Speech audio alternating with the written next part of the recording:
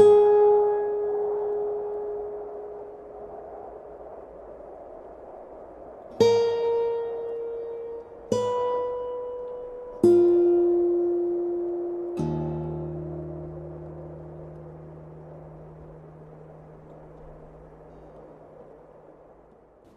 Mohamed. Alors moi je suis une fille de résistance, je suis née pendant la guerre et ma famille cachait des juifs. J'ai grandi avec eux dans mes premières années. Et après, bon, je suis là parce que en fait, j'ai toujours connu la haine de l'autre. Quand j'étais petite, mes parents, ma famille, au risque de leur vie, dans la maison il y avait plein de juifs qui étaient cachés. Quand on venait les chercher, on était prévenus, on les planquait à droite à gauche dans les champs. Et j'ai épousé un premier mari camerounais, donc quand il se battait pour l'indépendance du Cameroun, vieux ça. Après, ça s'est mal passé, bon, etc. Et j'ai rencontré mon mari, berbère marocain, en 70, et j'ai 2 enfants avec lui. Malheureusement, mon mari m'a quitté, il est décédé. J'ai 2 enfants, Karim et Leïla, et toujours, je me suis battue contre le racisme. Et quand j'ai vu mes gamins subir ça, mon fils en a subi beaucoup plus encore que ma fille, mais ma fille qui n'était pas voilée, quand elle était en première année de droit, elle a dû redoubler simplement parce qu'elle s'était un petit peu révoltée contre le traitement à l'oral, un dernier oral dont elle n'avait pas besoin en première année de droit. Comme elle s'appelait Leïla, c'est pas passé, elle a dû redoubler. Donc mes enfants ont subi ce racisme. Moi, je me suis toujours battue avec les jeunes des quartiers, avec les mouvements des quartiers, avec le MIB. J'étais amie de tous les gens du MIB, du Forum social des quartiers populaires, et je reste toujours aux côtés de ce que j'appelle mes enfants, c'est-à-dire les jeunes qui sont dans les halls, les jeunes qu'on a tellement discriminés dès tout petits à l'école en les foutant au fond vers le radiateur, en leur accumulant des problèmes sans leur raconter leur histoire et qui après on les laisse aux mains des dealers parce qu'ils ne trouvent pas de boulot. J'en sais quelque chose, mon fils en a cherché 3 ans avant d'en trouver 20 CV par semaine, un entretien par an. Bon, c'est pire aujourd'hui. Ces enfants-là, j'ai écrit 3 bouquins en fait. Un livre que j'ai appelé Jeunes Maghrébins de France, La place refusée. Bon, j'ai fait ça quand mes enfants avaient 15-16 ans, je voyais tout ce qu'ils subissaient. J'ai interviewé une centaine de jeunes maghrébins pour montrer comment ils résistaient à ce refus qu'ils avaient déjà de se faire une place dans leur pays, quoi.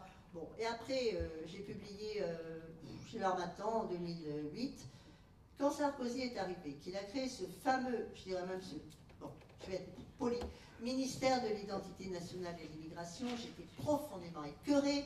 Je me suis installée au Hall tout l'été 2007, j'ai interviewé 200 jeunes. Des jeunes de toutes origines, bon, il n'y avait pas beaucoup d'Asiatiques dedans, mais un peu tout le monde. 200 jeunes pour leur demander qu'est-ce que vous en pensez de ce ministère de l'identité. C'est à l'État de définir une identité. Qu'est-ce que vous en pensez de la place qu'on fait aux jeunes qui sont venus d'autres pays, dans leurs parents ou même avant, et qu'on continue à stigmatiser comme ça. Donc ils m'ont dit des choses merveilleuses. Ils m'ont dit, mais nous, on est des citoyens du monde. Mais on s'en fiche, nous, de ce que... Enfin, c'est pas à l'État de dire qui on est. Nous, on se construit, nos identités, on les construit nous-mêmes avec les multiples rencontres, notre histoire. Et c'est notre problème, c'est pas celui de l'État. Et donc, ils m'ont raconté des choses tellement belles.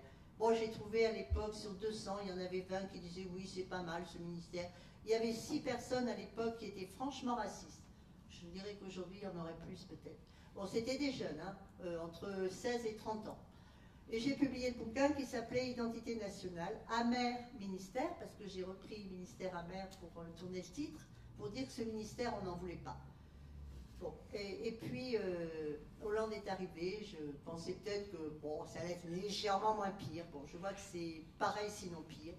Et puis, j'ai écrit un livre, Sortir de la nasse, jeunes des quartiers, jeunes du monde, qui n'est pas encore publié, pour montrer la beauté de ce qui se passe dans les quartiers populaires. C'est solidarité, quand des gens qui n'ont même pas de quoi finir le mois, ils apportent du fric, de la bouffe pour la Somalie qui crève de faim, ils remplissent un plein bateau alors qu'ils n'ont pas de quoi finir le mois. Cette solidarité-là qui existait avant dans nos campagnes, qu'on a démolie parce qu'il paraît que l'État social devait la remplacer. De toute façon, ça tombe bien, l'État social, on le démolit. Alors. Mais il existe en Afrique, en Algérie, tout ça, au Maroc, cette solidarité. Il faut la recréer entre nous. Bon. là-dessus, discours de Sarko 2010 contre les Roms. Bon, j'ai trouvé ça intolérable, je me suis dit, allez, je rentre dans un comité de soutien n'importe où, j'habite Champigny, il y en a un qui se crée à Brie-sur-Marne, je rentre dedans, il y avait des familles qui sont encore mes amis, hein, et je dis bien mes amis, qui habitaient là, sur un terrain appartenant à la télévision publique de Marne-la-Vallée, terrain toujours libre, hein. Il est prévu pour dans 10 ans un lycée international. C'est des terrains libres où s'installent des gens qui, étant européens depuis 2007 pour les Roumains et les Bulgares, et ça les Français ne le savent pas, n'ont eu le droit de travailler sur promesse d'embauche que depuis janvier de cette année. C'est-à-dire que jusqu'en janvier de cette année, où ils ont eu enfin le droit d'accéder aux emplois aidés et sur promesse d'embauche envoyée à la direction de l'emploi à un emploi, les Roms, Roumains et Bulgares étaient européens, mais privés de tous les droits européens. Et les Croates qui vont rentrer là le 1er janvier, ça va être pareil. Ils seront européens, mais ils n'auront pas le droit des Européens, pas le droit de travailler. Vous trouvez ça normal? Un apartheid au sein de l'Europe.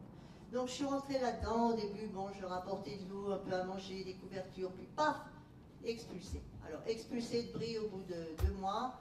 Après, ben, la police les regroupe avec 200 ou 300 Roms à Noisy-le-Grand. Je continue à leur amener de l'eau. Les policiers, quand ils vont chercher de l'eau, puisque bien sûr sur ces terrains, on se garde bien de leur mettre des toilettes, de l'eau, des trucs pour ramasser les ordures, il faut qu'ils vivent dans les rats, dans la crasse, sans eau, sans toilette, pour dire que c'est des chiens, quoi.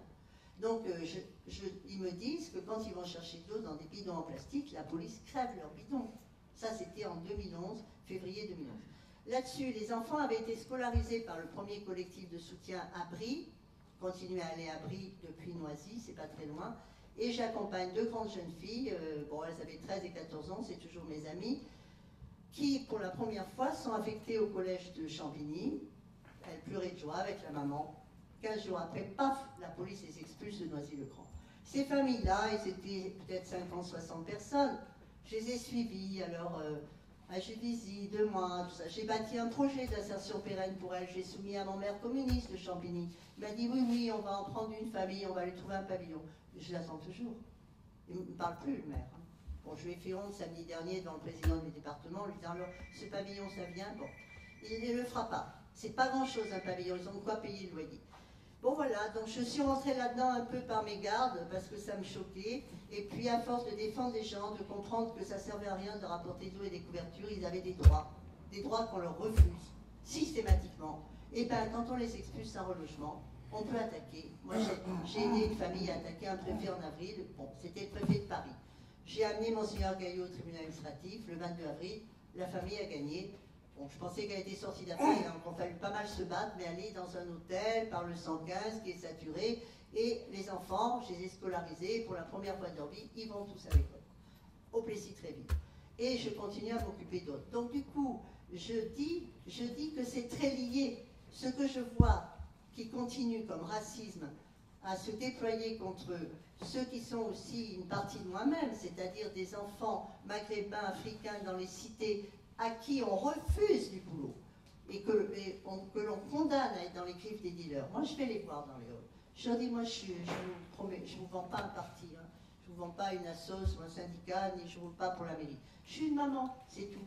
Eh bien, écoutez, si vous en avez marre d'être dans les griffes des dealers, allez, je vous aide, on fait un projet d'entreprise solidaire, international, vous avez des relations avec vos pays, ben, vous pouvez devenir entrepreneur et sortir des griffes de Sarko, de Hollande, de Valls, des dealers. Ils sont bien contents que vous soyez là, piégés dans les tours. Jouez pas leur jeu, émancipez-vous, crachez-leur à la gueule au besoin, partez de la France quelques années, quitte à revenir après, blindés de diplômes. À l'étranger, vous serez reconnus en France, non, très difficilement.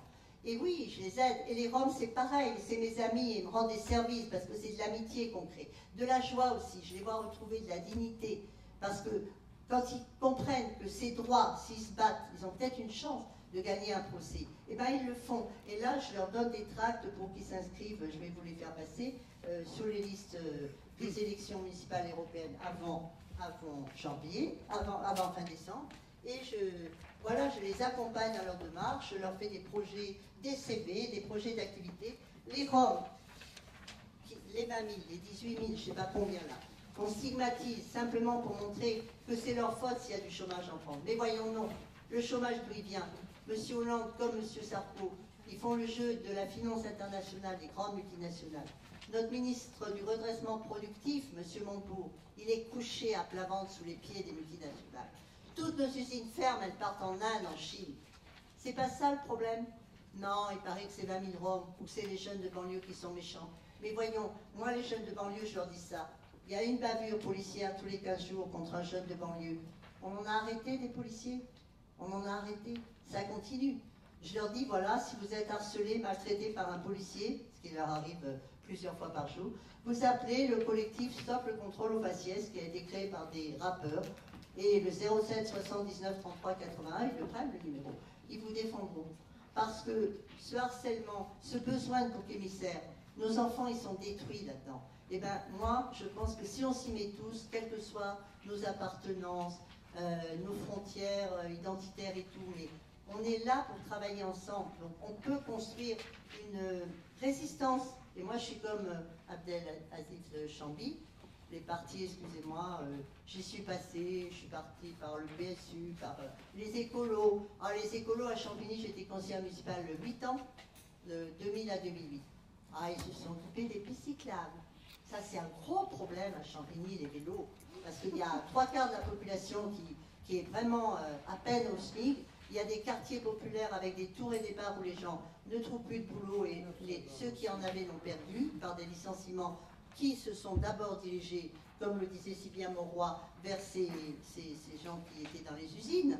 C'était souvent des Marocains, des Algériens, des Tunisiens. C'est eux qui sont partis virer en premier. Bon, maintenant, il n'y en a plus beaucoup de salariés qui restent dans les usines en France. Eh bien, je dis, si on retrousse nos manches, on est tous des citoyens, on retrouve de l'énergie, on retrouve de la joie, mais comme dit Abdelaziz, on s'auto-organise.